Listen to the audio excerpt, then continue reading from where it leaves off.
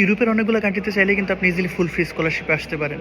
এর মধ্যে অনেকগুলো কান্ট্রি আছে যারা আপনাকে ফুল ফ্রি স্কলারশিপ দেয়।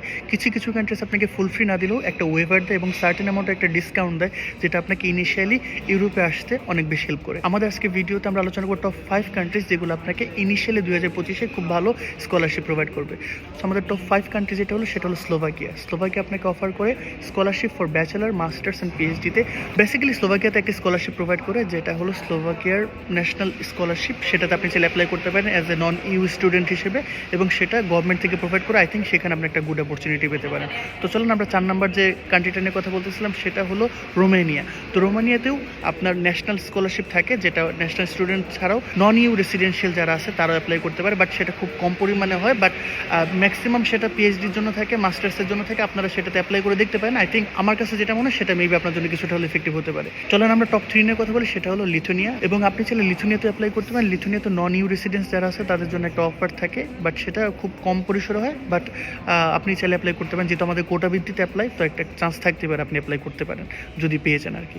এবার চলো আমরা টপ 2 নিয়ে কথা বলি। টপ 2 হলো পর্তুগাল। সো পর্তুগালে আপনি চাইলে এখানে দুইটা ওয়েতে আপনি স্কলারশিপ ম্যানেজ করতে পারেন। একটা হলো যে গভর্নমেন্টাল যে স্কলারশিপ ইরাসমাস মুন্ডুস এক্সচেঞ্জের প্রোগ্রাম, সেটার মাধ্যমে করতে পারেন।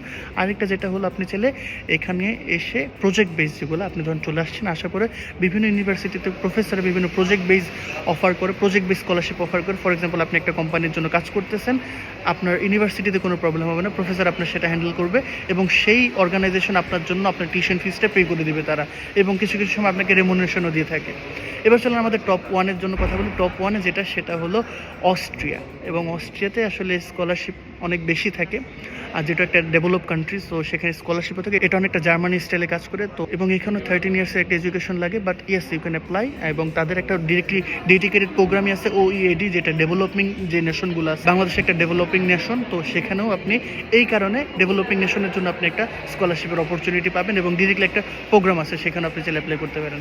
সো এই ছিল মোটামুটি আমাদের আজকে ইনফরমেশন। যদি ভালো লাগে আমাকে জানাবেন, আর যদি কোনো কোয়েরিজ থাকে আমাকে অবশ্যই জানিয়ে দেবেন কমেন্টে। দেখা হবে নেক্সট শর্টে।